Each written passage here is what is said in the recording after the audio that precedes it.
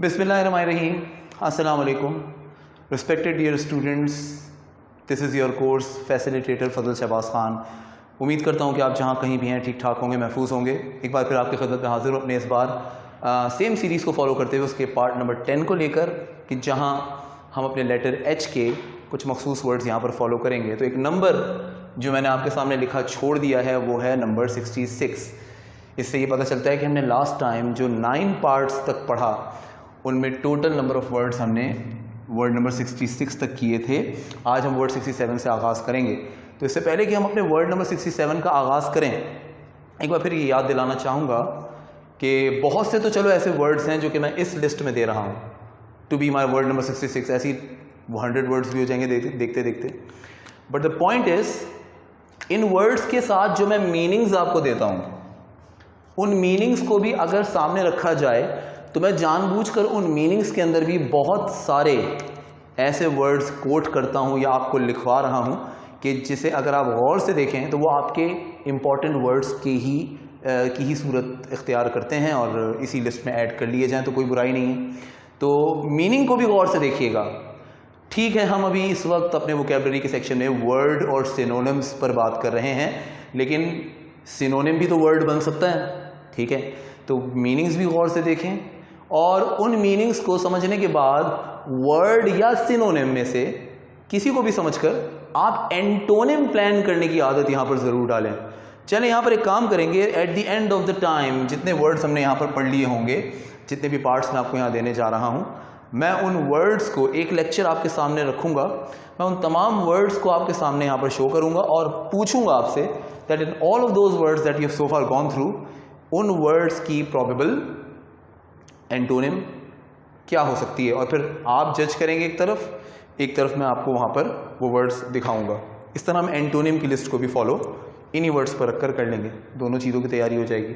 आइए लेकिन आज बढ़ते हैं अपने वर्ड नंबर 67 की तरफ. और आइए पहला वर्ड आपके लिए आज लिखते हैं. Let's get started from one of the unique nouns of English language in terms of vocabularies, and this time the word itself is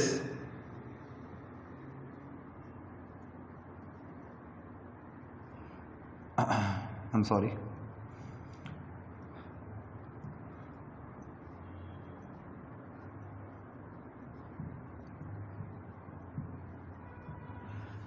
आप इस वर्ड को पहले तो पढ़ के देखें. शायद ये वर्ड आपने पहले सुना है. वो इस तरह से कि आपने ये वर्ड अपने फर्स्ट ईयर के अंदर पहले पढ़ा था, सेकेंड ईयर में भी आया, फर्स्ट ईयर में आई थिंक आया था, हाँ, I am not sure, second year में तो डेफिनेटली. तो इस वर्ड को हम जब पढ़ते हैं तो इसे पढ़ते हैं जैसे एंड हटाइए तो ये जो पार्ट है ये टॉट की तरह है. टॉट, इसका प्रोनाउंसिएशन ही ऐसा होता है. टीच की second and third form taught. तो ये टॉट की तरह हो जाएगा हॉट. गरम वाला हॉट होता है ना, बिल्कुल वैसी पढ़िए.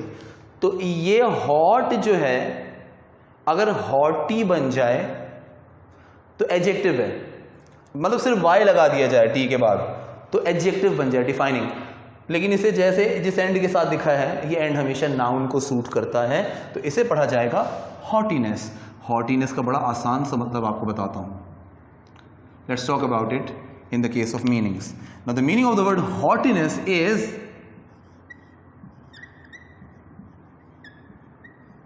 pride, गुरूर, अकड़, तकब्बुर. और इन अदर वर्ड्स, जब आप किसी चीज़ को किसी इंसान को देखें कि वो घमंड रखता हो, ठीक है ना, ये भी हो सकता है कि मैं इसके आगे लिख दूं प्राइड, क्योंकि पॉजिटिव भी हो सकता है, लेकिन जो वर्ड आप लिखने जा रहा हूँ वो बेसिकली नेगेटिव में आता है. The word is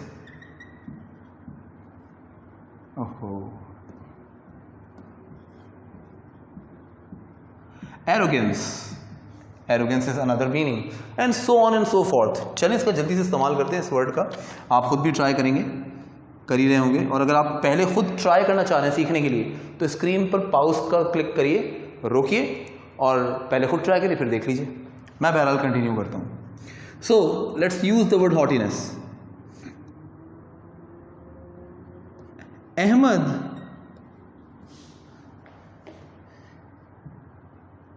is never regarded for keeping good attitude since he is a well-known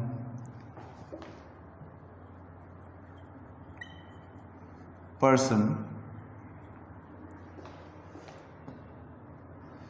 who shows his extreme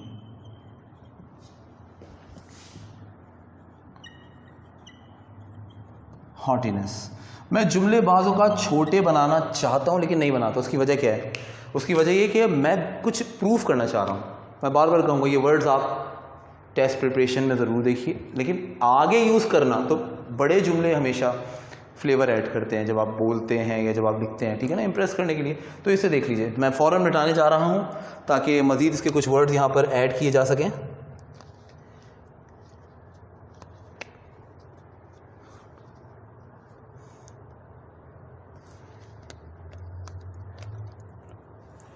Another word that is of course not a noun but one of such important words जो कि मुझे देने हैं, और आइए उसे मैं फ़ौरन ऐड करता चलूँ आपकी इस लेक्चर की लिस्ट में, इस वोकैबुलरी की लिस्ट में।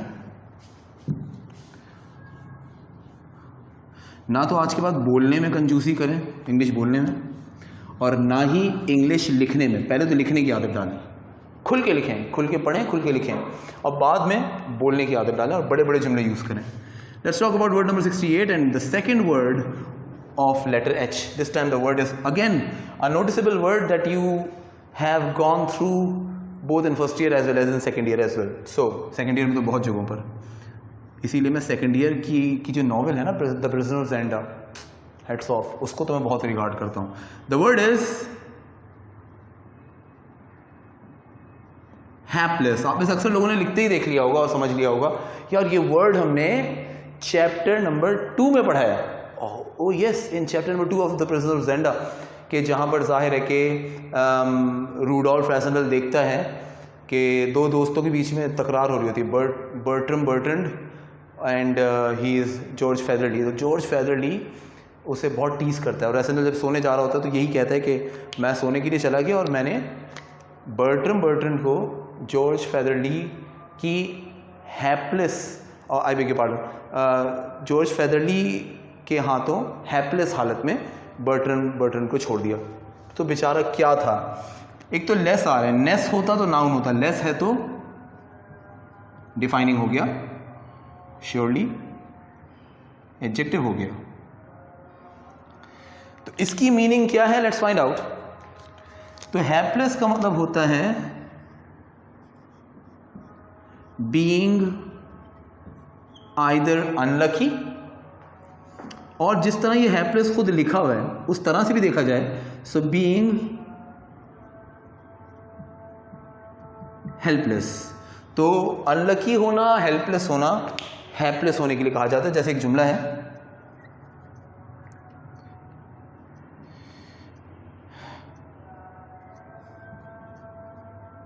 The poor always look helpless and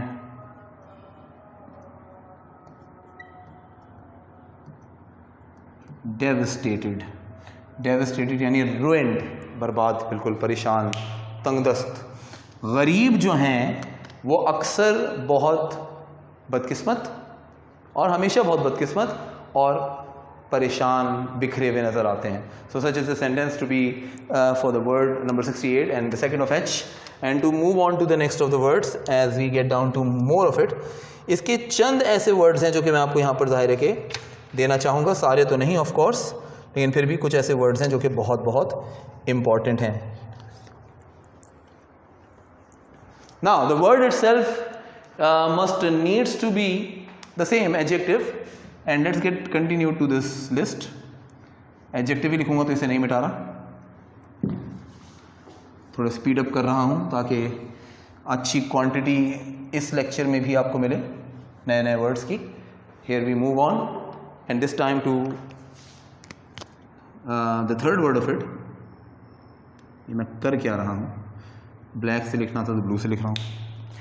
It's gonna be word number 69. और अब जो मैं वर्ड लिख रहा हूँ वो बड़ा कॉमन है, आपने सुना बहुत होगा. आई होप सो, नहीं सुना तो आप सुन लेंगे.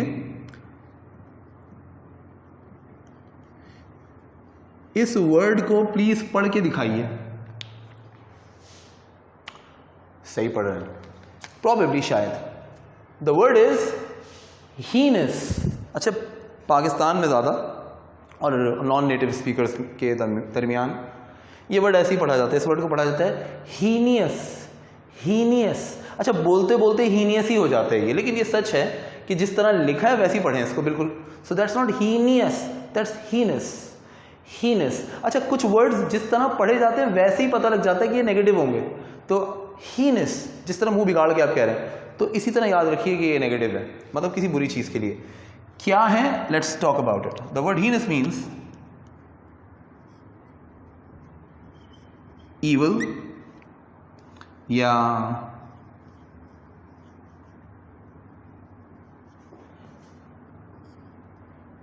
worst crime, बदतरीन जुर्म. और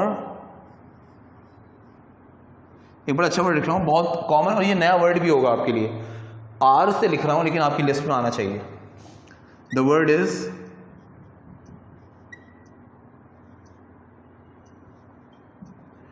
repugnant. और से कि the word is repugnant. Evil और worst crime तो वैसे ही समझ गए आप. repugnant का लफ्जी मतलब होता है घिनौना, संगीन. एक उर्दू का बड़ा अच्छा वर्ड है बेईमाना. ये सारे वर्ड्स पता लगते हैं किस चीज़ के लिए, जब कोई चीज़ बहुत ही सफाक तरीके से, ख़तरनाक तरीके से की गई हो. जैसे कोई बहुत बड़ा क्राइम किया गया हो लेकिन वो बहुत ही घिनौना हो, बहुत ही ईविल हेडेड हो, या रिपग्नेंट हो यानी कि गलीज़ तरीन हो, संगीन तरीन हो, मतलब पूरे तरीके से किसी का कत्ल कर दिया. For example such is a sentence,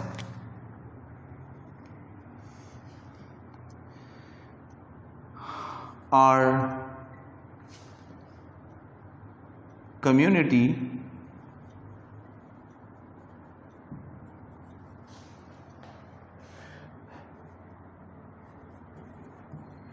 condemns the heinous act of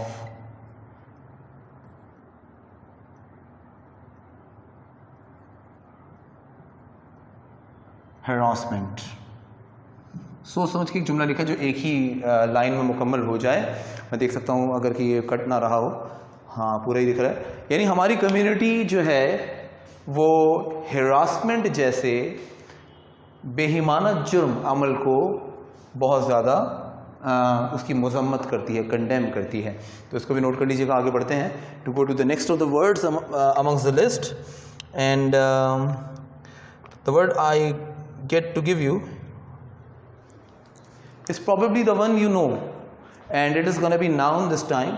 So we move on to the new lineup here, and that is to be word number 70.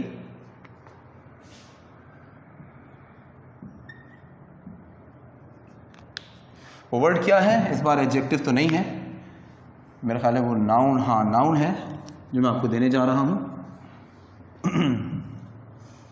Sentence लिखने के लिए मैं, यकीन करें, हमेशा तैयार भी रहता हूँ. आपकी भी यही कैफियत होनी चाहिए. Don't hold your self back. या टाइम ज़ाया होता है तो टाइम ज़ाया करना ही पड़ेगा ना तैयारी करने के लिए, इसलिए सेंटेंस लिखने से पीछे मत रहिएगा. 70 is your word, and that is of course your word number 4 of this letter, that is H, and the word is probably well known.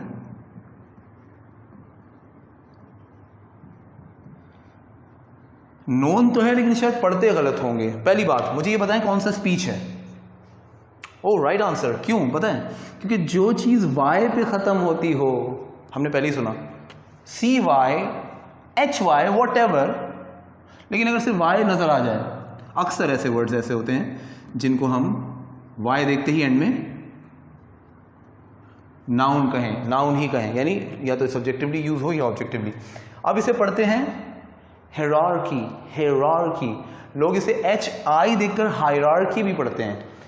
कहने को सही भी लगता है और सही मान भी लिया गया है in terms of pronunciation in America, but the actual pronunciation which is the correct one is hierarchy. अच्छा, हेरार्की का लफ्जी मतलब क्या है, जल्दी से डिस्कस करते हैं। Here the word hierarchy means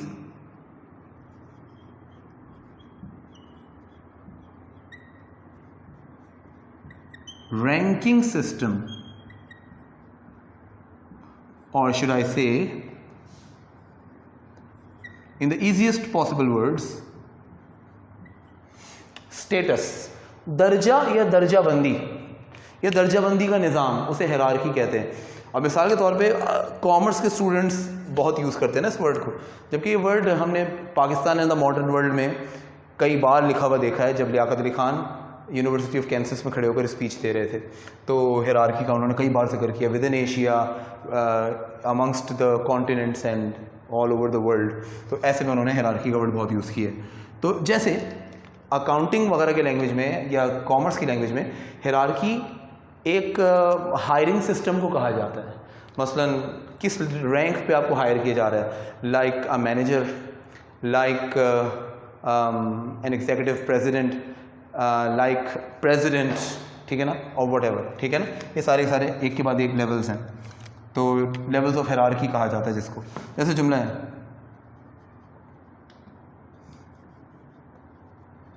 Muslims do not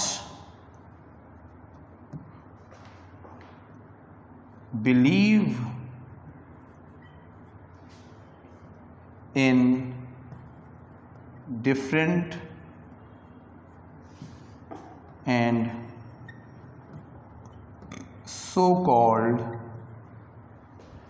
plural में लिखूंगा यहां पर,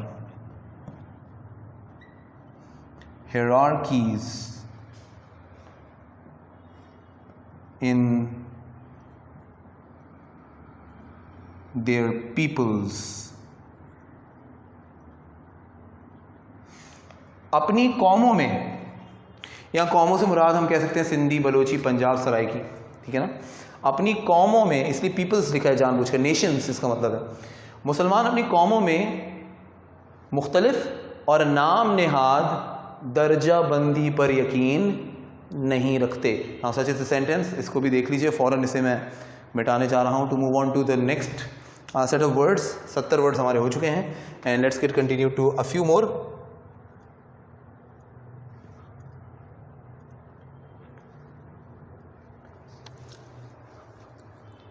एक बड़ा कॉमन वर्ड होना चाहिए लेकिन हो नहीं पाया होगा, उसकी वजह ज़रूर सिर्फ एक ही है, और वो ये कि हम लिसनिंग नहीं करते। अगर लिसनिंग करने की आदत होगी तो ये वर्ड आपके लिए पीस ऑफ केक होना चाहिए। Let's find out. लिसनिंग बड़ा नाउन ही वर्ड है जो मैं आपको देने जा रहा हूँ, तो इसलिए नाउन नहीं मिटाऊंगा। लिसनिंग बहुत इंपॉर्टेंट है। इंग्लिश सीखने का पहला स्टेप ही लिसनिंग है, सेकंड स्टेप रीडिंग है, थर्ड स्टेप राइटिंग है, लास्ट स्टेप जो खुद ब खुद आएगी वो स्पीकिंग है। खैर, और हम शुरू ही उल्टा होते हैं। So it's gonna be word number 71 in this list and the word is probably, I do hope कि आपने सुना हो, the word is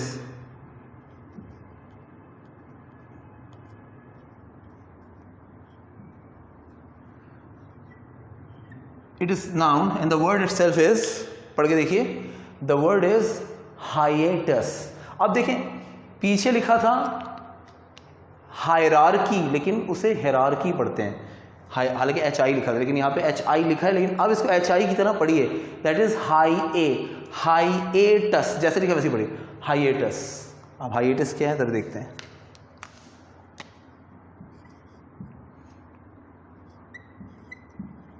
A long and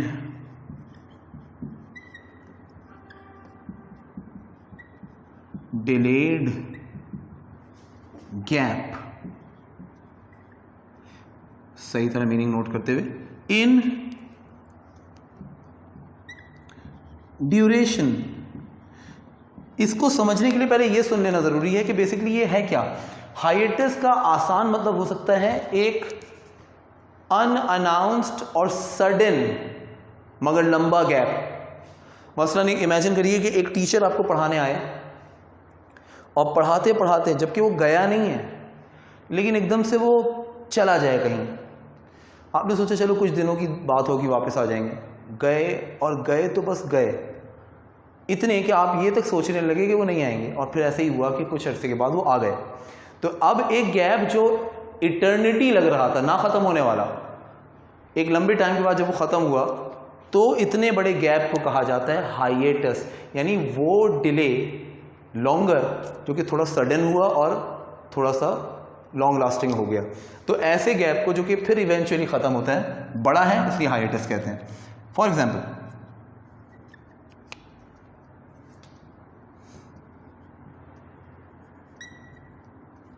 Fawad Alam, a test cricketer of Pakistan. समझ गए ना मैं क्या कह रहा हूँ, कितनी मशहूर कहानी है इसकी। Fawad Alam finally got a recall into Team Pakistan after a hiatus। अब आपके दिल में आ रहा होगा कि सर यहाँ पर हम लॉन्ग लिख देते, अच्छा लगता ना बोलने में। Fawad Alam finally got a recall into team Pakistan after a long hiatus. बोलने की हद तक अच्छा है, लेकिन लिखने में ये ऐसे ही है जैसे कि आपने एक ही जुमले में दो दो सुपरलेटिव यूज़ कर लिए हों। मसलन he is the most best person. अब मोस्ट भी और बेस्ट भी, मजाक कर रहे हो क्या? तो बात तो ये सुनने में तो बुरा नहीं लग रहा। मोस्ट हैंडसम और मोस्ट ब्रेवेस्ट अच्छा लग रहा है, और जोर दे दिया। बोलने में तो अक्सर हो जाता है, लिखने की जहाँ तक बात है तो सोच समझ के लिखना है। हाइएटस का मतलब ही क्या है? सिर्फ डिले नहीं, गैप नहीं, लॉन्ग गैप इन ड्यूरेशन। तो हाइएटस काफ़ी है, आफ्टर अ हाइएटस यानी आफ्टर अ ह्यूज गैप, इसका अपना मतलब ही यही है। तो नोट करेंगे, ऑफ कोर्स यूजेज पता होना ज़रूरी है। अक्सर हम इस पर रिलक्टेंट हो जाते हैं, तो कोशिश है कि इस पर आप इग्नोरेंट ना रहें और चीज़ें अच्छी तरह नोट करें।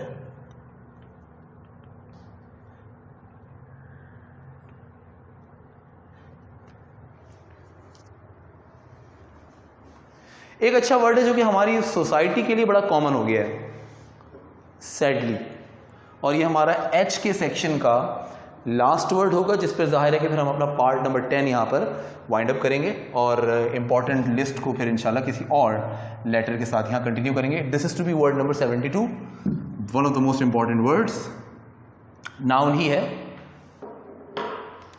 और देखते हैं कि क्या है। अच्छा एक मिनट, मैं मिटा तो सभी लूँ, यकीनन लिख चुके हैं। कहना तो नहीं चाह रहा, लेकिन कहूँगा, अगर ये पीछे रह गए हैं तो पीछे पॉज करके चले जाइए और देख लीजिए। So again there is a word which will be a noun and to be the last of this letter which is H, and that is the word is going to B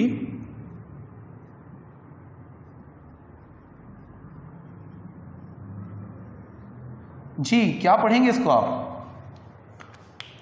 ओहो, मुझे लग रहा है गलत पढ़ रहे हैं, majority यहाँ पर गलत पढ़ रही है। सही तरीका क्या है सुने, it's not hypocrisy, it's not hypocrisy, common ही है, इट्स हिपोक्रेसी। हिपो HI के सेंस में जाना चाहिए, हिपोक्रेसी। अच्छा, अब हिपोक्रेसी क्या है, इसकी मीनिंग बड़ी कॉमन है, आप देखते ही समझ जाओगे, लेकिन लिखूंगा तो मुश्किल होगी समझने में, उर्दू बता दूंगा। इसकी मीनिंग हो सकती है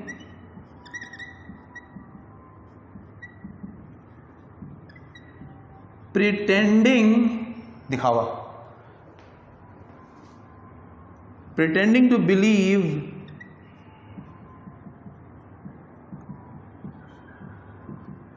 or believe in what one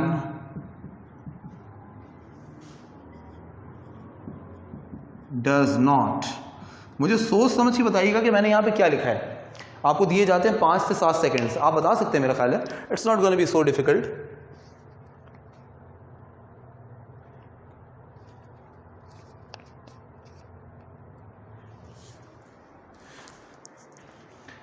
एक वर्ड उर्दू में यूज होता है मुनाफिकत, शायद ये वर्ड आपने सुना हो।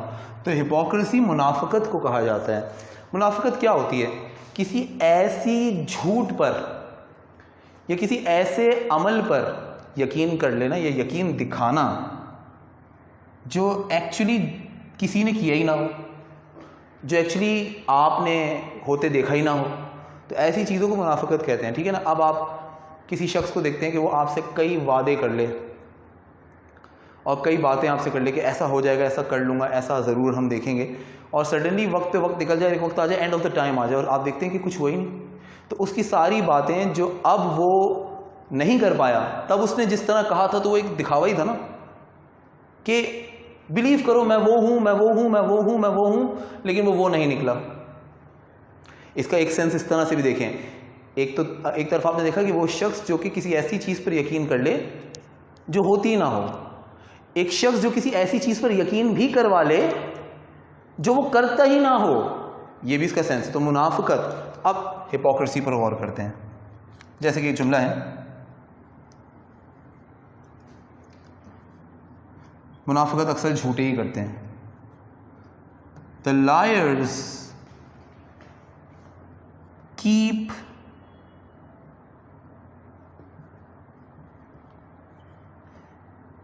indulging मतलब होता है enjoying, keep indulging in displaying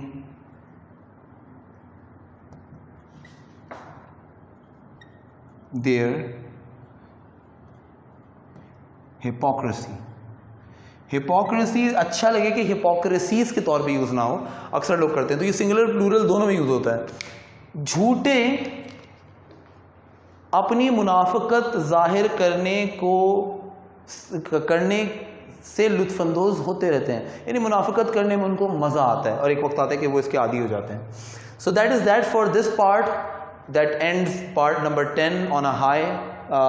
तकरीबन 6 वर्ड्स आपको एच के भी मिल गए, इससे पहले आपको पार्ट 9 में 6 वर्ड्स जी के मिले थे।